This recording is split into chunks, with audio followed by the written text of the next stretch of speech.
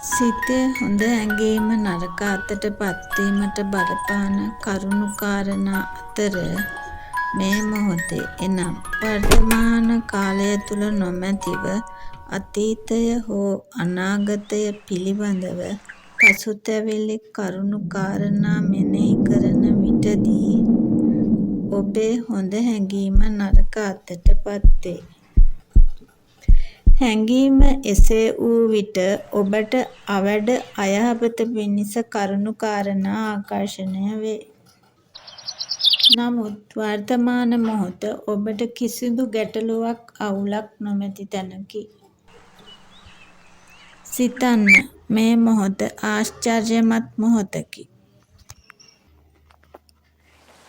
එනිසා කල්පනා කරන්න අතීතය ගෙවී ගියේය. අනාගතය තව පැමිණ නැත.